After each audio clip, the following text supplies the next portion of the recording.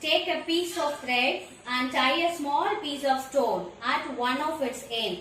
Rotate the stone to describe a circular path with a constant speed by holding the thread at the other end. Now, release the thread and let the stone go.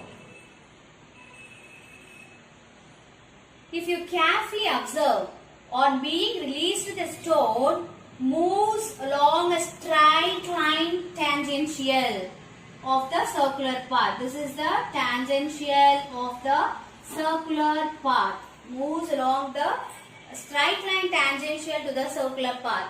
This is because once the stone is released, it continues to move along the direction it has been moving at that instant.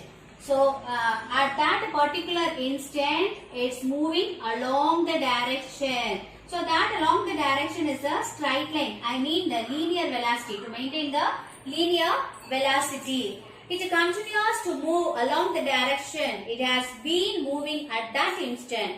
This shows that the direction of the motion changes at every point when the stone was moving along the circular path. Each and every point the stone moving along the direction of the straight line. I mean straight line tangential to the circular path. When maybe the velocity here 0, the velocity will be increases towards the peak point.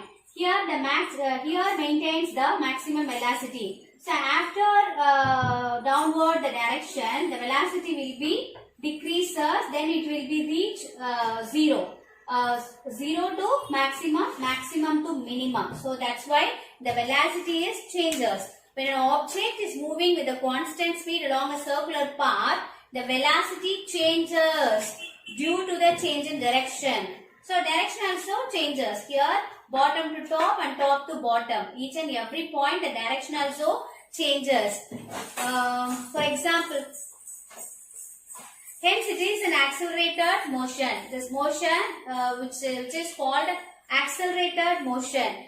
For examples for the accelerated motion, revolution of earth around the sun, revolution of moon around the earth, and the tip of the second's hand of a clock are all accelerated motion, are all maintain the constant speed and changing the direction. So these are which gives the uniform circular motion. If an object moving along the circular path of the radius of the object in the circular path is r and takes time. The time taken for the circular path object is capital T.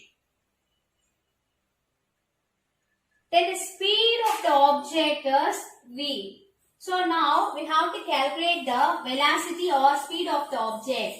So velocity or speed of the object v is equal to the path of the circular motion, which is covered 360 degree. So that we can write 2 pi r. So this is the total displacement made by the given object in the circular motion divided by the time taken. So from this expression we can calculate the velocity of the object in the circular motion. So from this expression we can calculate the velocity of the earth or the other planets, and also the velocity of the moon also we can calculate from this expression. So these are examples for the uniform circular motion. The velocity of the body changes either in magnitude or in direction. It is said to be the body is called acceleration. The motion of a stone in circular path with a constant speed and continuous change of direction, which is called accelerated motion. Acceleration acting along the string directed inwards, which makes the stone to move in circular path.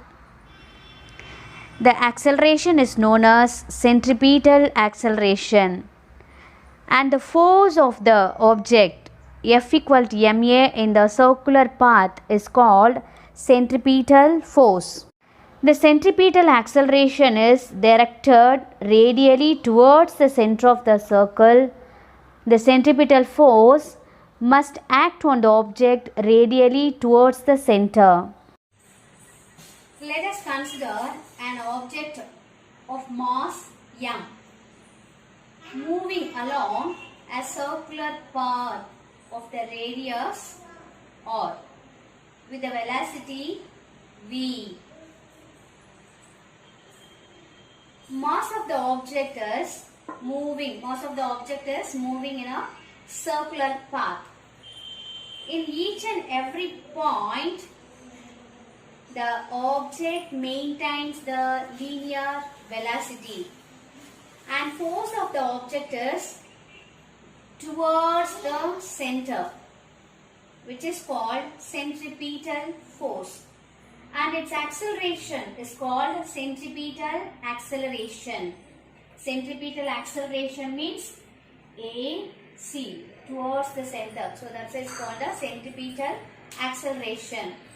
Its centripetal acceleration is given by A is equal to AC. Centripetal acceleration AC is equal to V squared by R. The magnitude of the centripetal force. From the Newton's second law. Newton's second law is F equal to ma. Mass of the object and its acceleration of the object. So the product of mass and its acceleration, which is called Newton's second law. So m, instead of mass, m into acceleration means here centripetal acceleration. Centripetal acceleration is v squared by r. So the formula for centripetal acceleration, which is equal to mv squared by r. Any force like a gravitational force, frictional force, magnetic force, electrostatic force may act as a centripetal force. A few examples for a centripetal force. A whirling motion of a stone tied to a string. The centripetal force on the particle is provided by the tensional force on the string. We have to take a piece of rope and tie a small stone at one end. Hold the other end of the rope and rotate it such that the stone follows a circular path. In this activity, a pulling force that acts away from the center is experienced. This is called a centrifugal force. Force acting on a body away from the center of the circular path is called centrifugal force. The centrifugal force acts in a direction which is opposite to the direction of the centripetal force. Its magnitude is the same as that of the centripetal force. The example for the centrifugal force, the dryer in a washing machine is an example for the application of centrifugal force. One more example for centrifugal force. When you go for a ride in a merry-go-round in amusement parks, you will experience an outward pull as merry-go-round rotates about vertical axis. This is due to centrifugal force. The another name of centrifugal force is pseudo force. This pseudo force has no origin. Centrifugal force has no origin.